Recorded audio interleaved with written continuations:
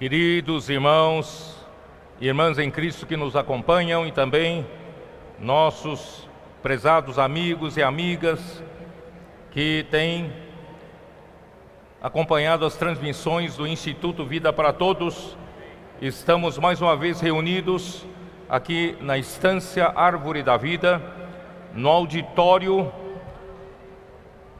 para mais uma transmissão dentro do tema geral, nossa missão, a edificação do corpo de Cristo. E a mensagem de hoje é a mensagem de número 13, cujo título é A Suprema Grandeza do Poder de Deus na Produção da Igreja. Leitura da Bíblia, Efésios capítulo 1, versículo 19, capítulo 2, de versículos de 1 até 11. Antes de entrar na mensagem, hoje de manhã nós tivemos uma palavra de comando a respeito de Deus, o desejo de Deus e turbinar a última ferramenta que falta, turbinar as nossas ofertas, principalmente com relação às ofertas ordinárias, as ofertas normais, que são chamadas de dízimos. E graças a Deus, eu acredito que as igrejas irão reagir a essa palavra, turbinando o terceiro pé do tripé. O ministério da palavra só tem como ser desenvolvido quando nós temos o ministério do serviço apoiando e também quando nós temos o ministério de ofertas de riquezas materiais apoiando. Eu acredito que daqui para frente, irmãos, não só as nossas ofertas especiais, as nossas ofertas extraordinárias têm sido grandemente turbinadas pelo Senhor. Quando há uma necessidade, eu vejo que os irmãos não poupam esforços, generosamente têm contribuído. Mas nós queremos também, irmãos, acertar as nossas ofertas ordinárias, nossas ofertas mensais, principalmente, irmãos, para as nossas igrejas. Cada um reúne numa cidade. Nós precisamos normalizar essas ofertas para que a nossa justiça exceda em muito a dos escribas e dos fariseus, para que possamos entrar com folga no reino dos céus. E as igrejas terão abundância, mas não terão abundância para comprar coisas para si.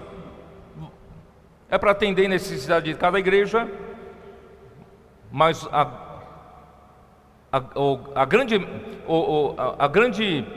meta é também participar da obra da expansão, cuidar, da expansão para as cidades vizinhas e também cuidar da expansão para a África ou para qualquer outro país que o Senhor nos der, Austrália, por exemplo, outro continente. Em suma, as igrejas também podem participar da obra da expansão do Senhor. E falando nisso, de manhã, apareceu um menino ali na minha frente. Pode pôr foto aí. Ele me entregou isso aqui.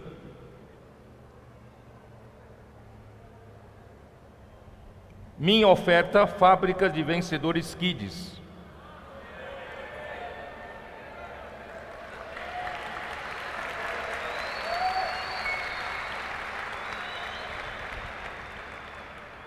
Irmão, isso me comoveu tanto. Eu não tenho coragem de receber essa oferta.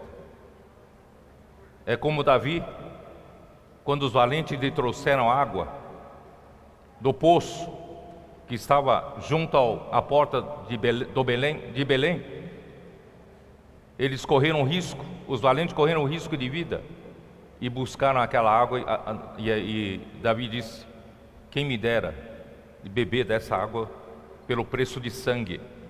Ele ofertou para o Senhor. Então essa oferta eu não posso receber, é muito especial. Essa oferta vamos derramar como oferta para o Senhor.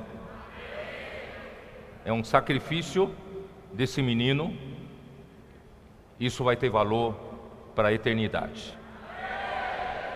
Então eu só queria encorajar vocês que até as nossas crianças estão participando das ofertas. E isso vai se criar um hábito nelas, para que isso seja um padrão em toda a vida dessa criança. O Senhor abençoe vocês, abençoe as nossas crianças. Eu terminei na mensagem 8, falar do Efésios capítulo 1, eu falei apenas sobre um só versículo, o versículo 23.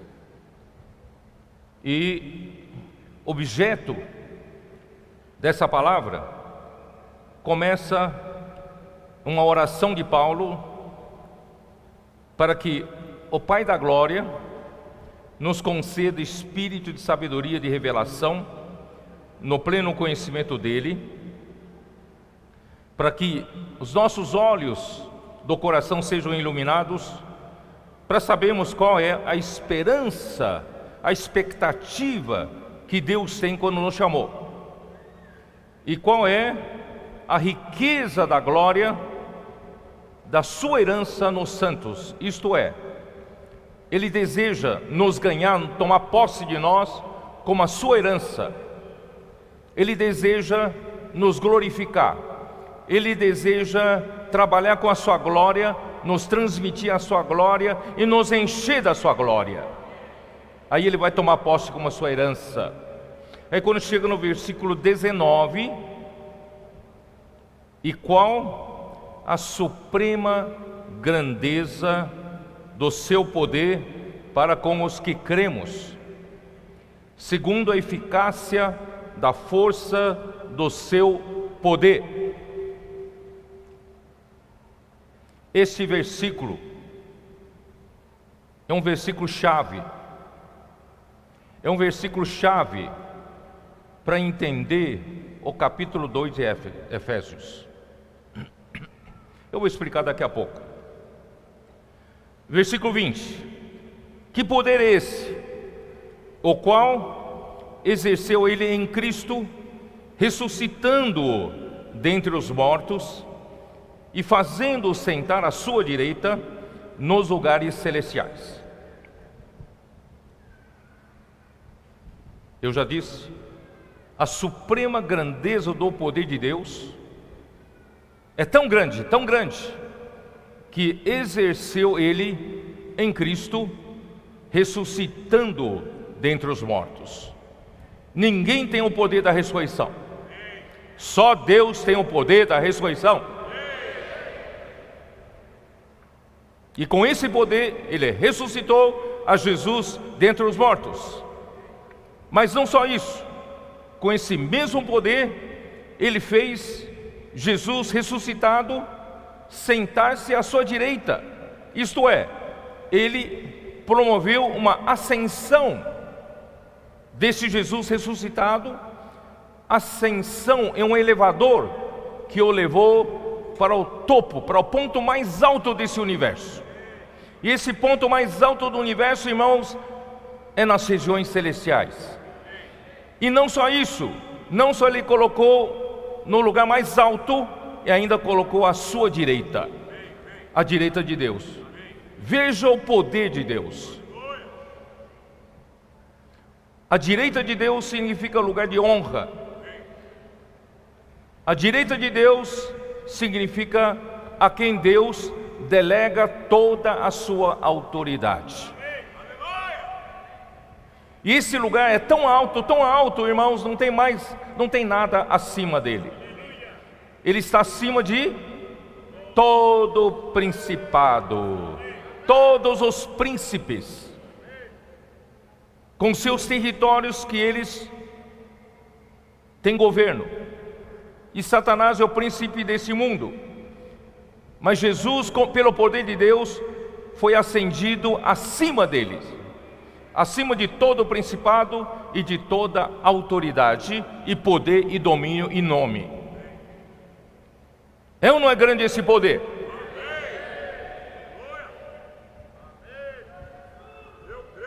E ainda, esse poder pôs todas as coisas debaixo dele, dos pés. Só que Deus deseja, através da igreja, encabeçar Cristo sobre todas as coisas. Ele não está contente apenas colocar Cristo em uma posição mais alta, mas as coisas não estão encabeçadas. Deus precisa encabeçar todas as coisas em Cristo. Por isso ele diz o quê? Para ser o cabeça sobre todas as coisas, o deu à igreja. Você entendeu esse versículo?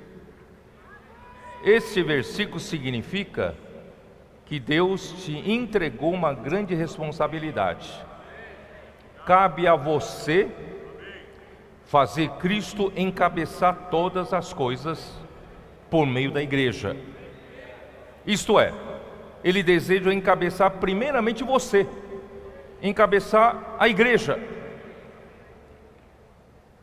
Em cada um de nós, irmãos, ainda há muitos espaços vazios.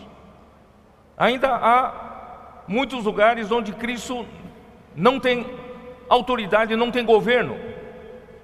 Ele precisa nos encher com Ele mesmo. Então Ele é aquele que a tudo enche em todas as coisas. Ele quer fazer esse trabalho primeiramente na igreja, em você. Você pensa que é uma brincadeira?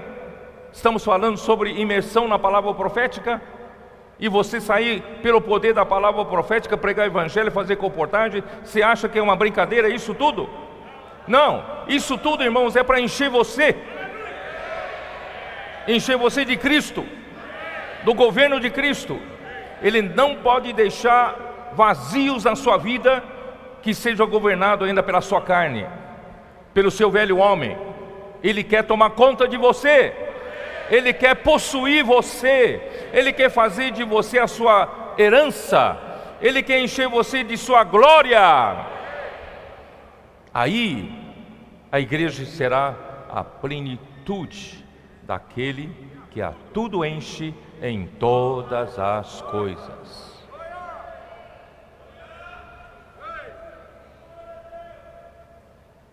Vamos colaborar com o Senhor? Eu não tenho mais minha liberdade, irmãos, fazer o que eu quero, nem de subir aqui e falar minhas palavras. Eu não tenho direito, embora tenha conhecimento bíblico suficiente para dar várias mensagens, mas eu não tenho direito de subir, fazer a minha vontade, usar o meu arquivo do conhecimento bíblico e dar uma palavra segundo o meu conhecimento. Eu não tenho essa liberdade. Eu tenho que estar debaixo do governo de Cristo. É Cristo quem manda, é Cristo quem fala, é Cristo que tem que encher. Se não for a palavra de Cristo, irmãos, não adianta nada eu estar aqui falando. É paliativo, meramente paliativo. Mas Cristo quer encher. Que cada palavra, cada mensagem, irmãos, que o Senhor possa ter misericórdia, que possamos permitir que Cristo, Ele mesmo, venha nos encher. Agora eu vou voltar para o versículo 19. O que tem de tão importante o versículo 19? Versículo 19, irmãos, é mais uma revelação que Deus está nos dando especialmente. Eu não ouvi ninguém falar sobre isso. E o versículo 19, ele fala desse grande poder que exerceu Ele em Cristo, mas primeiro Ele ofereceu para nós, para quem crê. Não foi? Qual é a suprema grandeza do seu poder para com os que cremos, segundo a eficácia da força do seu poder. Mas em seguida, ele relata o que esse poder fez em Cristo. Não sei se vocês estão me acompanhando. Ele falou do suprema grandeza do seu poder para com os que cremos.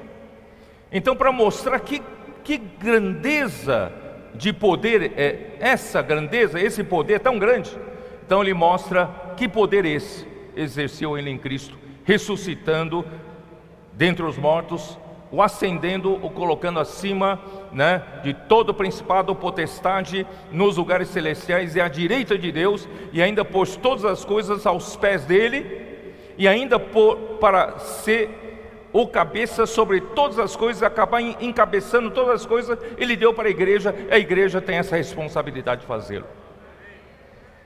Mas ele não falou o que ele vai fazer conosco, que cremos. Não sei se você entendeu. Aqui fala da suprema grandeza do seu poder para com os que cremos, mas em seguida ele só relatou o que o poder fez com Cristo. O que esse poder Deus quer fazer conosco? Está no capítulo 2.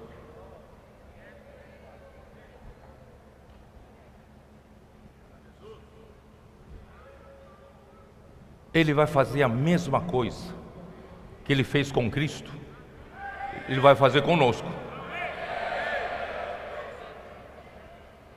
Só que nós estamos numa situação bem pior. Cristo só, pela maldade dos homens, foi morto. Essa era a condição de Cristo. Mas ele não era pecador. Mas nós, irmãos, estávamos mortos em nossos delitos e pecados. Versículo 1: Ele nos deu vida, estando vós mortos nos vossos delitos e pecados. Então, a suprema grandeza do poder de Deus, irmão, tem mais trabalho conosco do que com Cristo, sabia disso? Ele tem que nos buscar enquanto nós estávamos mortos nos nossos delitos. Essa palavra delitos em Romanos 5 é traduzido para ofensas, as nossas ofensas. Que é uma ofensa?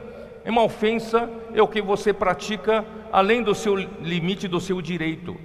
Você ultrapassa o seu direito, é uma ofensa. E que é um pecado? Pecado já é um ato maligno. E nós estávamos mortos em nossos delitos e pecado. Deus quer usar esse grande poder para fazer a mesma coisa que Ele fez com Cristo, só que quando vai fazer conosco, nós estamos mortos. E os mortos precisam de quê? Os mortos precisam de vida. Ele nos deu vida. Mas para Ele nos dar vida, Ele precisa nos redimir. Ele precisa tirar-nos da escravidão do pecado. Senhor Jesus. Romanos 5:12.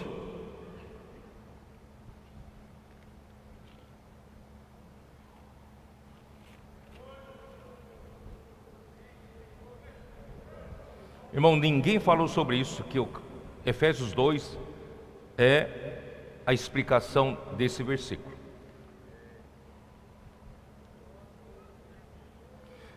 Capítulo 5, versículo 12. Portanto, assim como por um só homem entrou o pecado no mundo, e pelo pecado a morte, e assim também a morte passou a todos os homens. Não só caímos em pecado, não só cometemos ofensas contra Deus, mas nós estávamos mortos A morte passou pelo pecado ao mundo e passou para todos os homens. Por isso, irmãos, não há um justo, nem um sequer. Todos pecaram e carecem da glória de Deus. E o pecado amorteceu o espírito do homem. O espírito que foi criado para receber Deus, que é o espírito, mas o pecado entrou, amorteceu até o espírito. E a natureza pecaminosa foi injetada no homem pelo pecado, e o homem se tornou carnal, carne. Então ele nos deu vida, salientando que estávamos mortos e um morto precisa de vida. O livro de Romanos dá ênfase de que nós somos pecadores. E os pecadores precisam de quê? De perdão e de justificação. Então o livro de Efésios, livro de Romanos, fala muito sobre o perdão e fala muito sobre a justificação. Mas por que no livro de Efésios capítulo 2 não fala de perdão nesse momento, não fala de justificação? É porque a ênfase, queridos irmãos, Deus precisa nos dar vida. Nós que estávamos mortos em nossos delitos e pecados, Deus precisa nos dar vida. Sabe por quê? A ênfase em Efésios é que Deus quer tornar você um membro vivo do corpo de Cristo.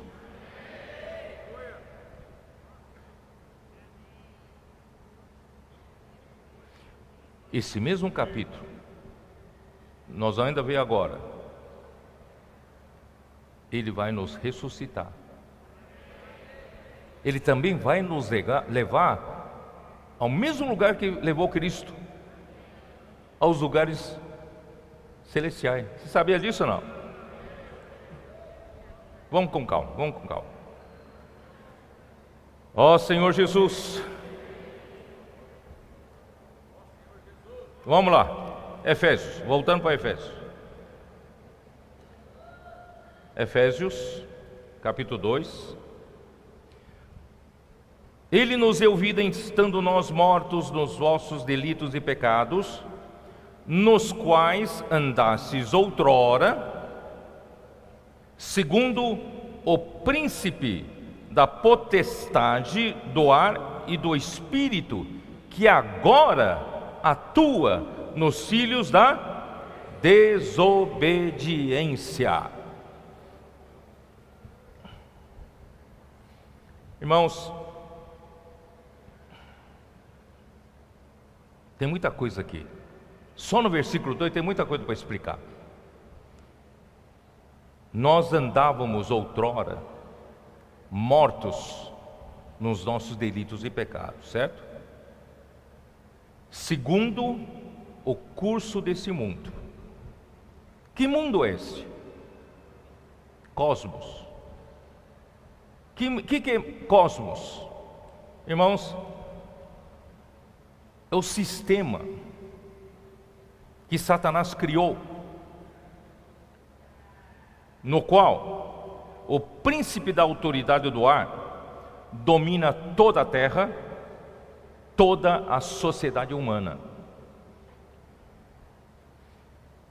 Ele é um ser angelical que se rebelou contra Deus. Ele comanda um grande exército de anjos caídos, cujo objetivo é seduzir os habitantes da terra com dinheiro, poder, prestígio, fama, glória dos homens. Ezequiel 28.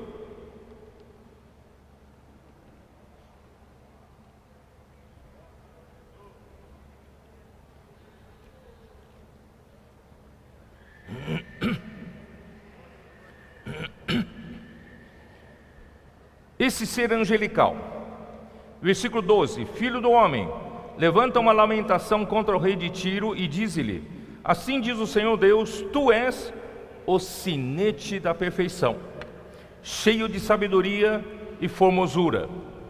Esse ser angelical foi criado como o próprio selo da perfeição. Ele é o padrão da perfeição, é a referência da perfeição. Se você quer saber o que é a perfeição, é só vê-lo. Ele é o selo da perfeição. Ele era cheio de sabedoria e de formosura. Estamos falando desse ser angelical que nós conhecemos por Lúcifer.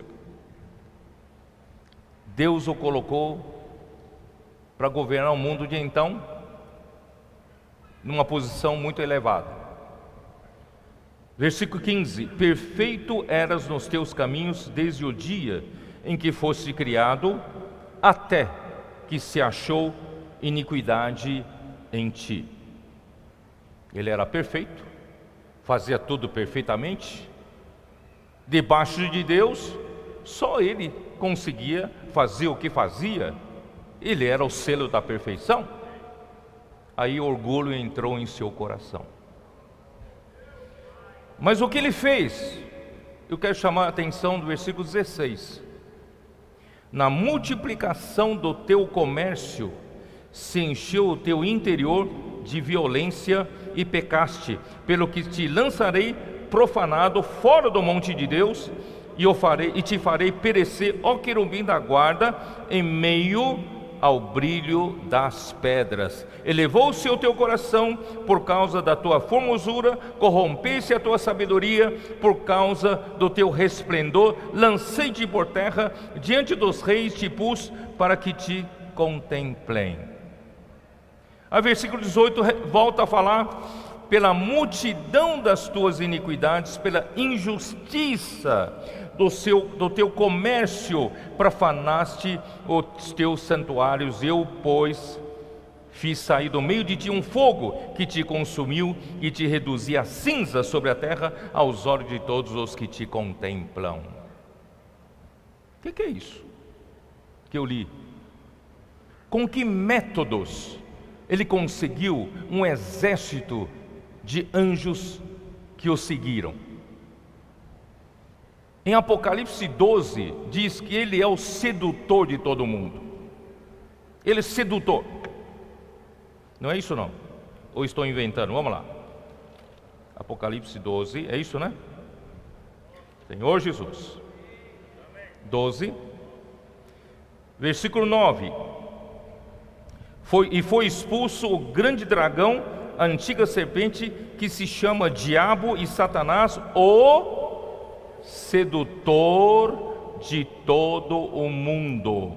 Ele é um sedutor. Ele seduz. Ele atrai você com coisas atraentes. Ele atrai você com que coisas atraentes?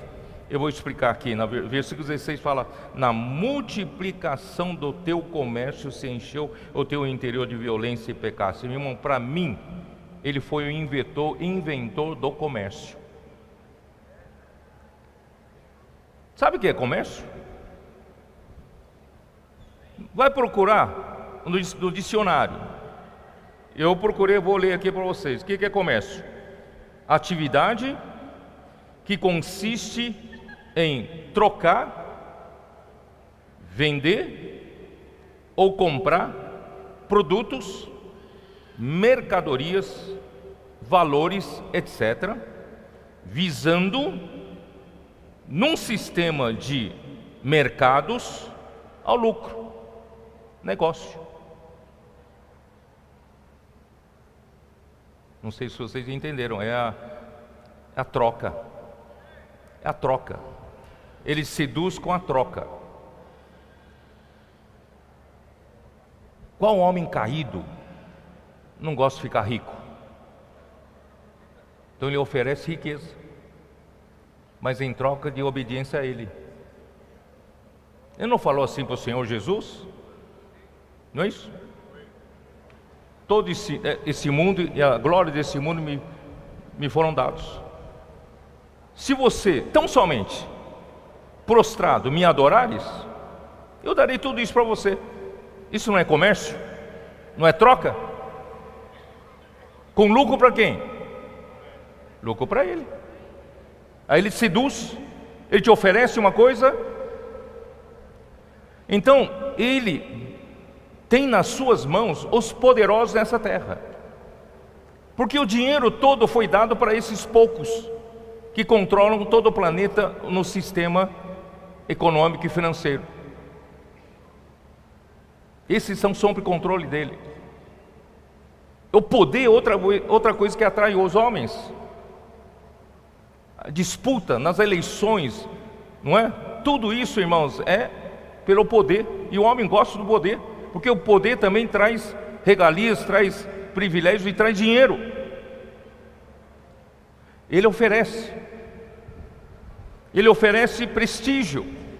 Quem não gosta de prestígio? Ele oferece fama. Quem não gosta de fama? Ele oferece glória dos homens. Quem não gosta de glória, irmãos? Então ele controla esse cosmos através dessas ofertas, essa troca, esse comércio. Ele inventou esse comércio.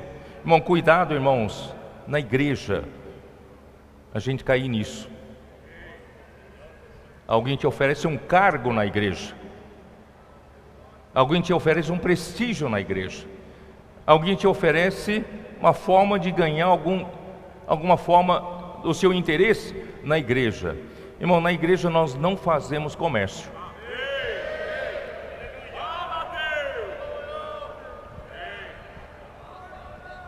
Não busque riqueza na igreja. Não busque poder na igreja. Não busque fama na igreja. Não busque prestígio na igreja. Não busque privilégios. Mesmo se você hoje já tem uma posição de destaque em alguma igreja ou alguma região, toma cuidado, não faça disso a tua glória. Pelo contrário, vamos manter-nos humildes, coração contrito, espírito quebrantado, sempre arrependidos. Amém? Não vamos cair na armadilha do sedutor. Sempre simples, obedientes, porque esse espírito, não é isso que está escrito? Esse espírito que agora atua, esse espírito agora atua nos filhos da desobediência. O resultado da sedução é pecado e ofensa. E o resultado do pecado, da ofensa, é morte. E o resultado da morte, irmãos, é desobediência. A desobediência está ao contrário do que é o mistério da vontade de Deus. Qual é o mistério da vontade de Deus? Quem sabe? Efésios 1, versículos 9 e 10. Qual é o mistério da vontade de Deus? O que é isso? Tão pouca gente sabe. É convergir todas as coisas em Cristo, tanto as do céu como as da terra, encabeçar em Cristo todas as coisas. E Satanás trabalha contra isso. Ele trabalha nos filhos da desobediência. Por isso, irmão, na igreja qualquer espírito de desobediência vem dele, não vem de Deus. Eu não é?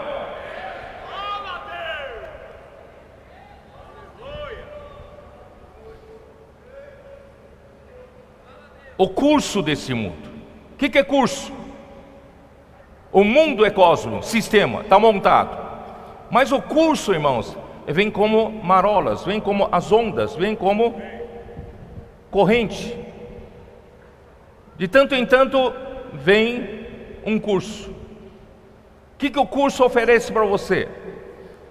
O curso é a corrente desse mundo em cada era, para atrair os homens com o que há de mais atual e moderno. O que é o mais moderno hoje? Rapaz, no meu tempo, essa calça ficou estreita, o cano ficou estreito, e de repente virou boca de sino. Acho que os mais jovens nem sabem o que é calça boca de sino. De repente ficou uma calça aqui, ó. Aqui, a parte de baixo ficou assim, ó. boca de sino, não é? E hoje a calça, alguns usam a calça até aqui, não é isso? Pula brejo.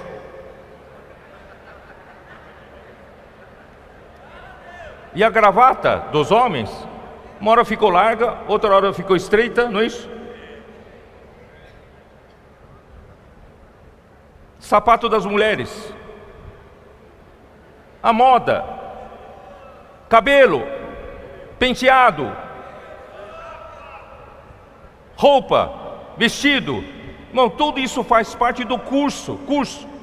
Cada era, ele precisa mandar alguma coisa atraente para atrair você. E agora são as coisas eletrônicas.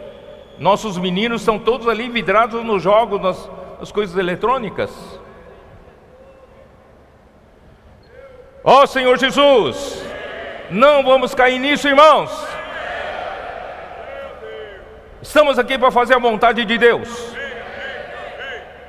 entre os quais também todos nós andamos outrora, segundo, versículo 3, segundo as inclinações da nossa carne, fazendo a vontade da carne e dos pensamentos. Éramos por natureza filhos da ira, como também os demais.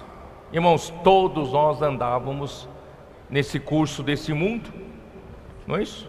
E quando nós andávamos mortos nossos delitos e pecados,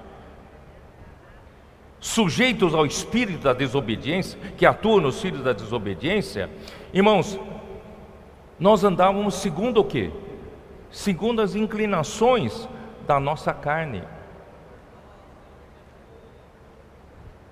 Depois da queda do homem, quando chegou em Gênesis 6, versículo 3, Deus falou assim, a violência, os pecados eram tantos, que Deus falou, o meu espírito não mais contenderá com o homem, porque o homem carnal,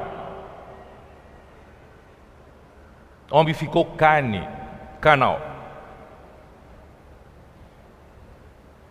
O que é segundo as inclinações da nossa carne, inclinações dos nossos pensamentos, irmãos? É seguir buscando satisfazer a vontade da carne,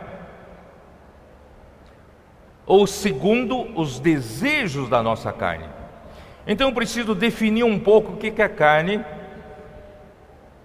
Quando o homem, presta bem atenção, quando o homem caiu, o pecado e a morte passaram a atuar no homem.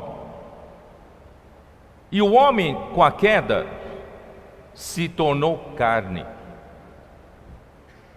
E a carne é o nosso homem caído, depois da queda. E o homem caído que só pensa, a sua mente só pensa nas coisas dos homens e não pensa nas coisas de Deus. Isso está em Efésios 16, 23, nós lemos isso. Mateus 16, vai lá, volta a Mateus 16, versículo 23.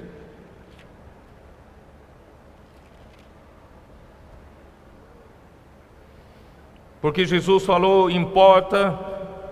era necessário ele seguir para Jerusalém, sofrer muitas coisas dos anciãos, dos principais sacerdotes, dos escribas, ser morto e ressuscitado ao terceiro dia. Irmãos, isso é uma grande salvação para nós. A sua morte e ressurreição é que nos tira do pecado, obtemos o perdão dos pecados e nós somos o quê? Regenerados na sua ressurreição. Mas Pedro não sabe, porque ele vive pela carne. Pedro, chamando-o à parte, começou a reprová-lo, dizendo: tem compaixão de ti, Senhor, isso de modo algum te acontecerá. Mas Jesus, voltando-se, disse a Pedro: arreda, Satanás, tu és para mim pedra de tropeço. Por quê?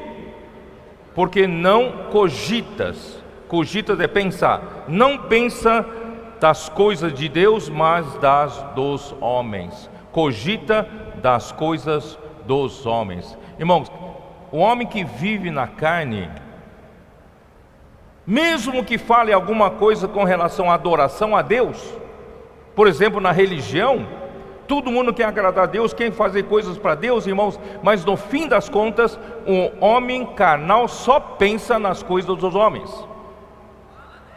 mesmo nas coisas de culto a Deus.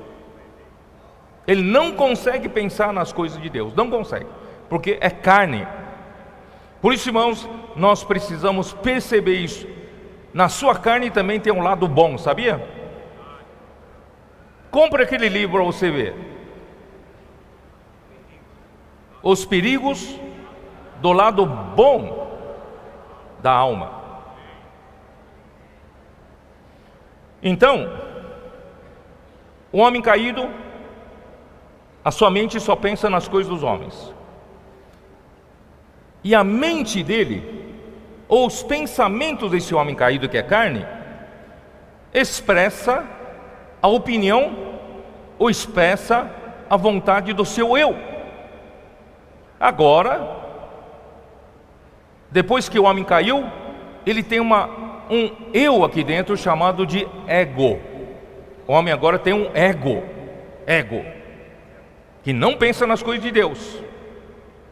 Irmãos, o qual é a nossa vida da alma que tomou corpo, ganhou um corpo que é o nosso ego. Mateus 16, 24, já que estamos com Mateus aberto. Então disse Jesus a seus discípulos: se alguém quer vir a mim, a si mesmo se negue. O que é si? Negue-se o eu, negue-se o seu ego, a si mesmo se negue, tome a sua cruz e siga-me. Ou eu, ou Cristo. Ou eu continuo vivendo ego ou Cristo.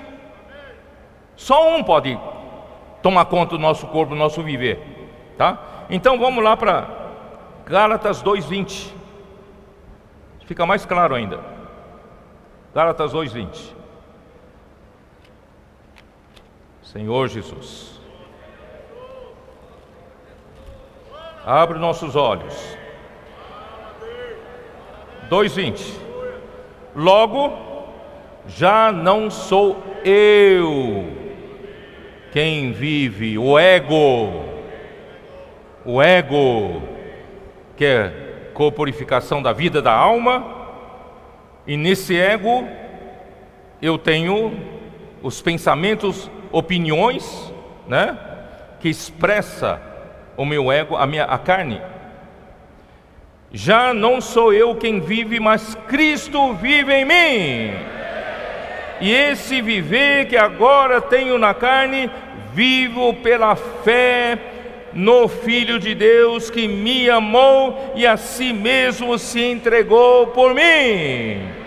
Cristo se entregou por mim na cruz, irmãos, é para crucificar o meu eu, o meu ego, para que esse ego não fique mais disputando com Cristo na minha vida. Versículo anterior do capítulo, no final do capítulo 19: estou crucificado com Cristo. Eu estou crucificado com Cristo. Logo já não sou eu quem vive, mas Cristo vive em mim. Mas ainda tem um viver. Eu tenho um corpo que tem que continuar vivendo. Então esse viver que agora tenho na carne, eu vivo pela fé no Filho de Deus. Irmãos, como é importante a gente viver pela fé, viver crendo. Se a gente crê, irmãos, a suprema grandeza do poder de Deus está em quem crê. Exerce o poder em quem crê. Ó Senhor Jesus. Gálatas 5:17. E você sabia que a carne é contra o Espírito? Você sabia disso ou não? São opostos entre si? Versículo 16. Digo, pois, Gálatas 5, versículo 16. Digo, porém, andai no Espírito e jamais satisfareis a concupiscência da carne. Porque a carne luta contra o Espírito, e o Espírito luta contra a carne. Vocês estão vendo? Existe uma luta aqui, porque são opostos entre si. para que não façais o que porventura seja do vosso querer.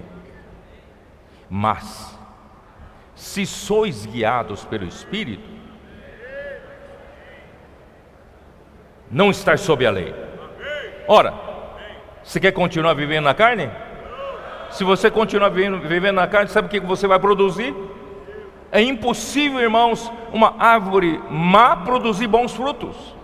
Se você viver na carne, as obras da carne são conhecidas e são prostituição, impureza, lascívia, idolatria, feitiçaria. Irmão, aí vem a parte mais difícil de se identificar. Às vezes a gente pensa que é boa na vida da igreja, né? Que fala inimizades, porfias, ciúmes, iras, discórdias, dissensões, facções. Cria facção, cria divisões, invejas, bebedices, glutonarias e coisas semelhantes a estas, a respeito das quais eu vos declaro, como já outrora vos preveni, que não herdarão o reino de Deus os que tais coisas praticam. Vamos fugir das coisas da carne. Mas o fruto do Espírito é o quê? Amor, alegria, paz, longanimidade, benignidade, bondade, fidelidade, mansidão, domínio próprio. Contra essas coisas não há lei. E os que são de Cristo Jesus crucificaram a carne com as suas paixões e concupiscências. Se vivemos no Espírito, andemos também no Espírito.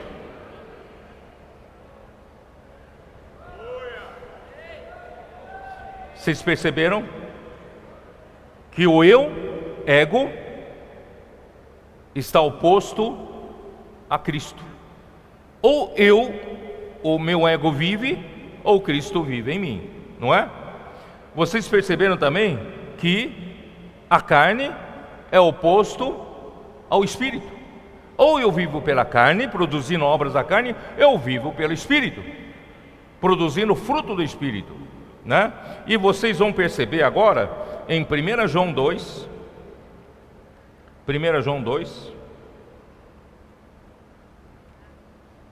Senhor Jesus, 1 João 2, versículo 15: não ameis o mundo, nem as coisas que há no mundo, porque esse sistema criado por Satanás quer envolver você, afastar você de Deus. Se alguém amar o mundo, o amor do Pai não está mais nele. Porque tudo que há no mundo, a concupiscência da carne, a concupiscência dos olhos e a soberba da vida, não procede do Pai, mas procede do mundo. Então vocês estão vendo que o mundo se opõe ao Pai, a Deus. O eu se opõe a Cristo, o meu ego se opõe a Cristo, a minha carne se opõe ao Espírito, e o mundo se opõe a Deus Pai. Ora, o mundo passa, irmãos, o mundo vai passar, bem como a sua concupiscência. Aquele, porém, que faz a vontade de Deus. Irmãos, o mais importante é fazer a vontade de Deus. Aquele, porém, que faz a vontade de Deus, permanece eternamente. Vamos falar juntos? Aquele que faz a vontade de Deus, permanece eternamente. Ó Senhor Jesus! Então nós éramos todos filhos da desobediência, nós somos filhos da ira. Então vamos continuar lá em Efésios 2. Irmãos, mas Deus, versículo 4, sendo rico em misericórdia, por causa do grande amor com que nos amou, e estando nós mortos em nossos delitos, Ele nos deu vida juntamente com Cristo. pela vida sois salvos.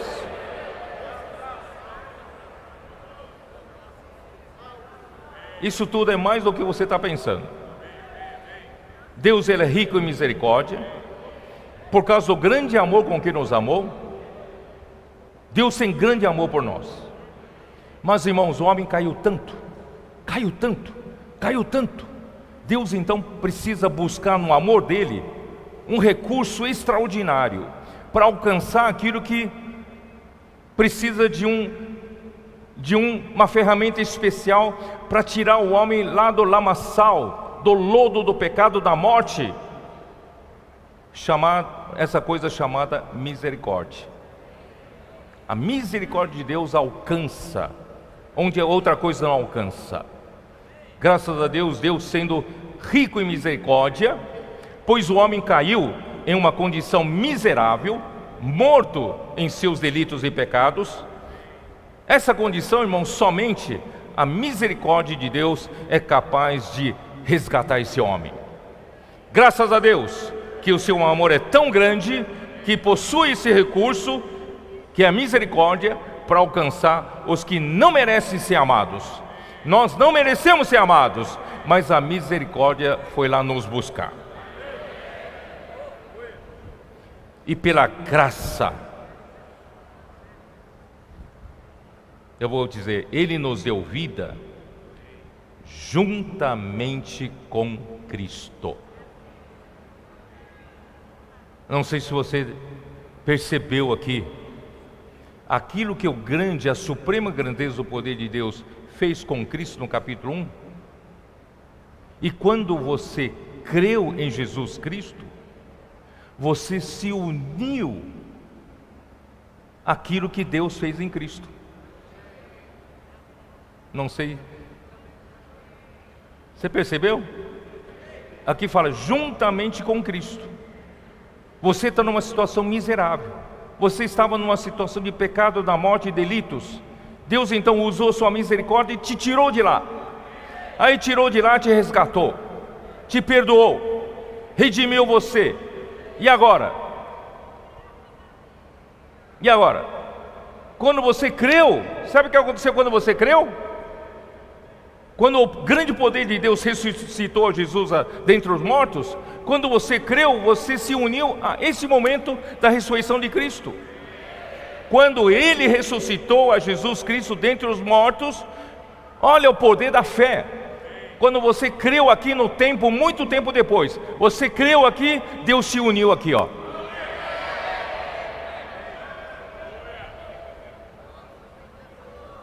Por isso eu digo, capítulo 2 de Efésios, irmãos, Deus vai usar seu poder para fazer tudo que Ele fez com Cristo conosco, só que nós estamos numa condição muito pior, muito ruim.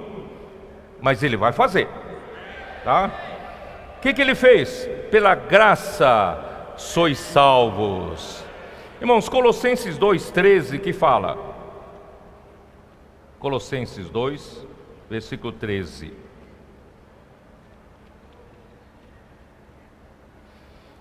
E a vós outros, que estáveis mortos pelas vossas transgressões e pela incircuncisão da vossa carne, vos deu vida juntamente com Ele, perdoando todos os nossos delitos. Irmão, quando nós cremos em Jesus, pedimos perdão para o Senhor, confessamos nossos pecados e confessamos que Jesus Cristo é o nosso Senhor, e cremos no coração que Deus o ressuscitou dentre os mortos, irmão, o que aconteceu? Ele nos deu vida juntamente com Cristo. Quando Cristo ressuscitou, eu fui ressuscitado juntamente com Ele. Me deu vida. Por isso, irmão, pela graça somos salvos. Tudo que Deus fez, irmãos, é para nos salvar gratuitamente. Ele não exige nenhum preço de nós. Tudo que Ele fez foi gratuito. Mais uma vez, irmãos, ressaltamos que a misericórdia de Deus foi nos buscar em condições lastimáveis para sermos salvos pela graça, em condições de desfrutar todas as riquezas de Deus. Irmãos, que graça é essa? A misericórdia veio, é um recurso do grande amor de Deus. A misericórdia nos resgatou de lá. A hora que nos resgatou, irmãos, pela graça somos salvos. E essa graça o quê? Nos deu tudo que Deus é. Essa graça nos deu as riquezas insondáveis de Cristo. Essa graça nos deu as riquezas de Cristo para nos encher tudo de Cristo em nós.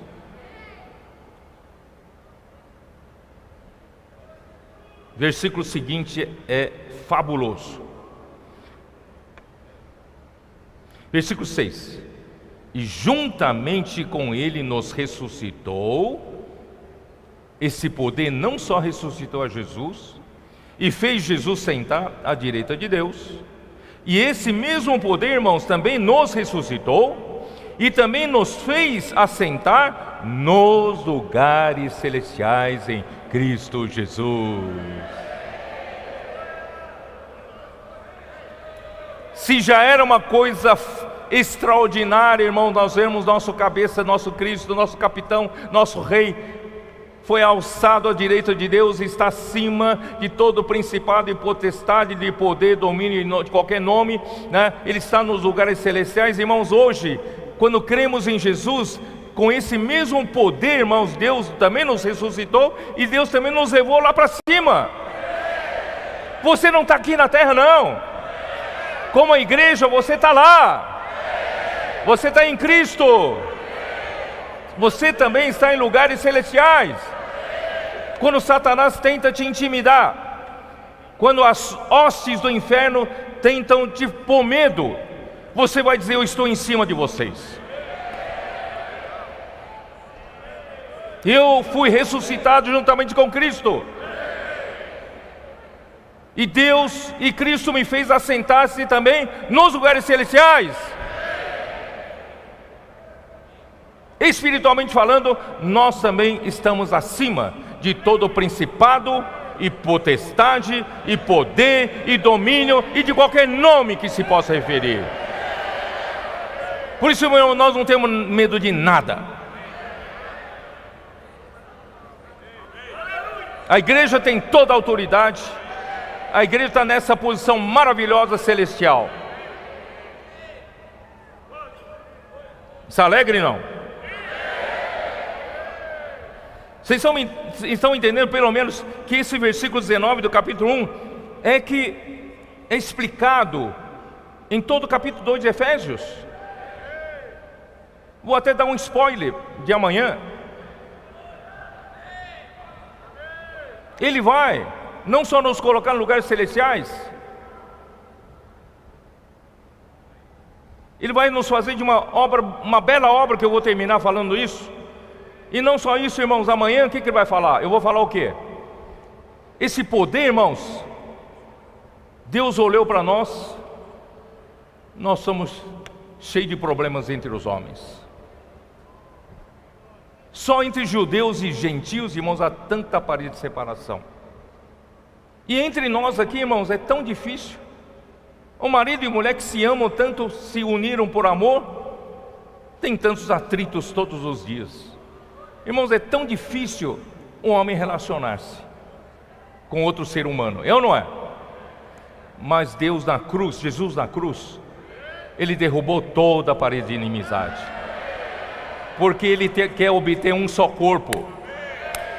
Ele precisa não só nos dar vida, tem que resolver o problema da nossa inimizade. E não só isso, Ele vai nos gerar em um só corpo com Deus, e vai nos gerar como família de Deus. E no final, irmãos, o resultado final é nos edificar. Qual é o último versículo do capítulo 2? Qual é o último versículo? Eu estou fazendo spoiler de amanhã. No qual também vós juntamente estáis sendo edificado para quê? Para a habitação de Deus no Espírito. Deus fez tudo isso não só para dizer que Ele é bom. Ele tem um objetivo. Ele quer nos edificar um lugar de habitação para Ele habitar.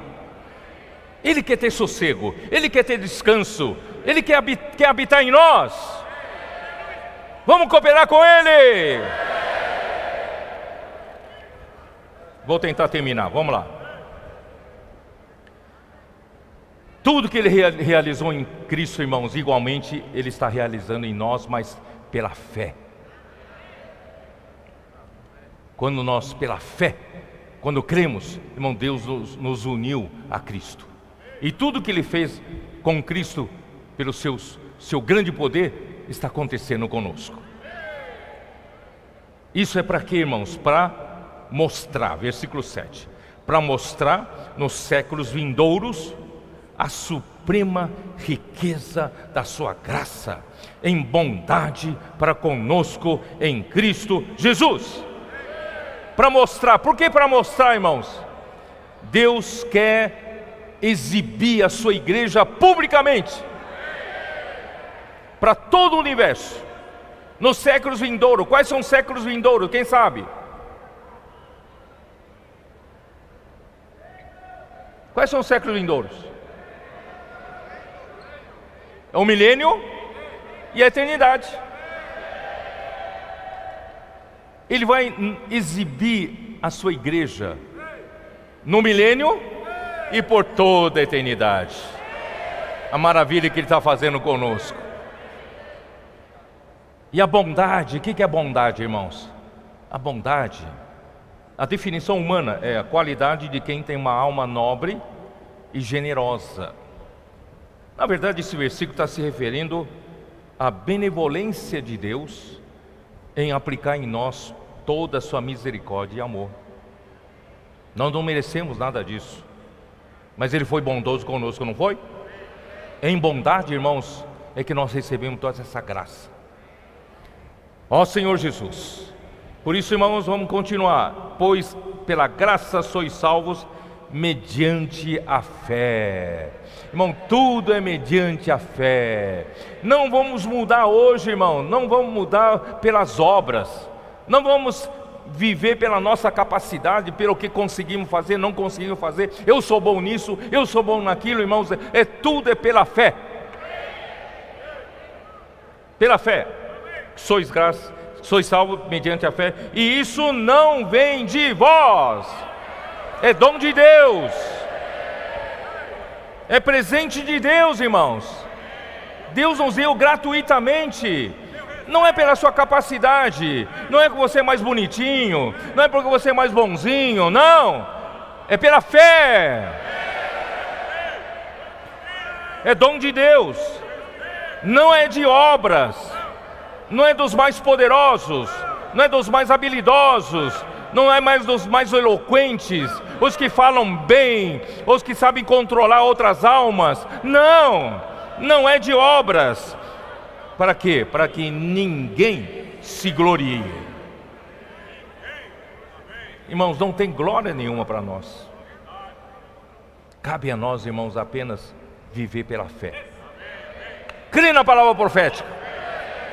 Mergulhar na palavra profética. Praticar o que o Senhor nos mandou fazer. Vamos trazer os pecadores para a igreja. Vamos cuidar deles. Vamos edificar a igreja. Vamos fazer uma igreja edificada, sem brigas, sem contendas, onde tem paz, tem alegria, tem edificação. E Deus tem descanso entre nós. Ele poderá voltar. Versículo 10, vou terminar com o versículo 10. Pois somos feitura dele,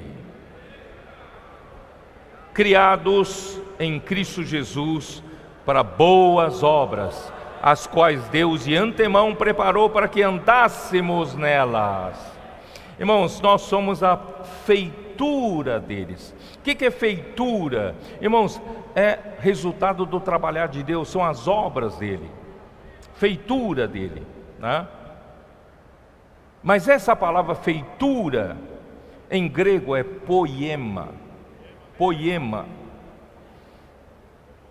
Essa palavra feitura ou poema pode ser entendida, irmãos, como um poema composto por um profeta, ou uma obra de um artífice, ou melhor, a melhor obra de um artífice, a sua obra-prima. É poema. Irmãos, Deus criou os céus e a terra, não criou? Ele criou maravilhas da sua criação, não foi? Cada criação, irmãos, é tão misteriosa e tão maravilhosa, e o homem vai analisando, irmão, uma coisa impressionante o que Deus criou. Por isso que em Salmo 19, versículo 1, como diz? Dá uma olhada. Salmo 19, versículo 1. Como diz? Senhor Jesus.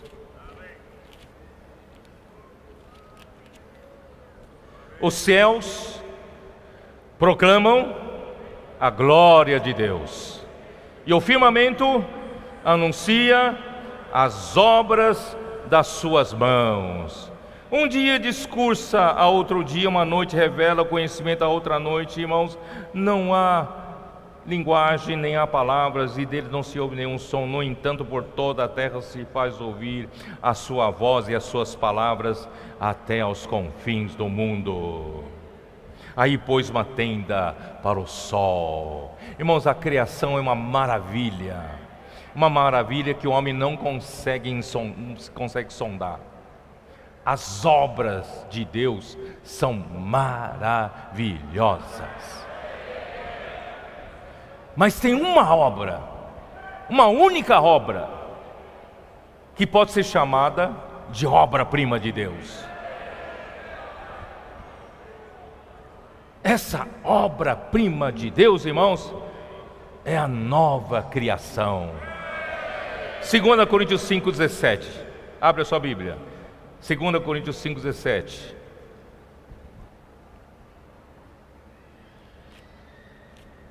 Já estou terminando.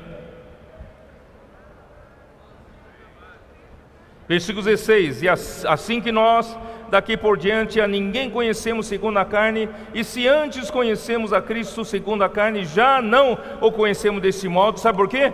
E assim, se alguém está em Cristo, é nova criatura.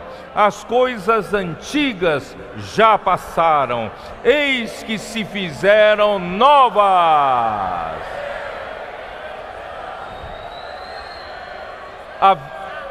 A velha criação, toda a criação que Deus fez, já é uma maravilha, não é uma maravilha? Mas, irmãos, a nova criação, a nova criatura é a obra-prima de Deus. Que obra-prima é essa, irmãos? É a igreja, é o novo homem, é o corpo de Cristo edificado, é o lugar de habitação de Deus no Espírito. Essa sim é obra-prima. Mas vou te dar um segredo, irmãos. Vou te dar um segredo. A palavra criados, essa palavra, verbo criar aqui, é um verbo quitizo, eu não sei como se pronuncia. Significa o quê? Esse criar, a obra-prima, significa tornar habitável, povoar, criar ou formar. Irmãos, não só Deus criou uma obra-prima para exibição, um objeto de arte, uma obra de arte, que é para colocar no museu ou num lugar de exposição, para você ver, olha só que artista, que fez uma coisa bonita aqui, mas não serve para nada, senão para enfeite, não é isso? Irmão, nós não somos só enfeite. Deus está criando essa obra-prima, e essa obra-prima Deus está tornando habitável. E quem quer habitar nessa obra-prima? É Deus. Por isso que a obra-prima, Deus está tornando habitável. Deus está querendo povoar essa obra-prima. Essa obra-prima, irmãos, é a igreja. Essa obra-prima é o corpo de Cristo. Essa obra-prima é a família de Deus. Essa obra-prima é o lugar de Deus, habitação de Deus no Espírito. É o resultado, irmãos, da suprema grandeza, do poder de Deus para com os que cremos. As quais Deus de antemão preparou para que andássemos nelas. Irmãos, essas obras, nós estamos andando nelas. Sabe por que estamos andando nelas? Porque estamos ainda em processo de edificação. Estamos ainda, irmãos, fazendo o lugar habitável para Deus.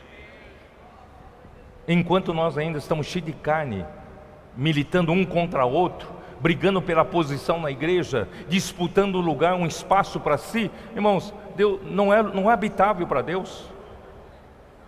Vamos tornar o lugar habitável? E Deus está fazendo esse trabalho. Só tem um jeito, irmãos: andar no Espírito, viver na presença de Deus. E onde está a presença de Deus? Alguém descobriu aí, ó. Hoje nós não temos a presença visível de Deus, mas, irmão, nós temos a presença de Deus muito forte entre nós, porque nós temos a palavra profética. E se nós queremos andar de acordo com a presença de Deus, irmãos, nós recebemos com a simplicidade, obediência, praticamos a palavra, irmãos, nós vamos tornar o lugar habitável para Deus.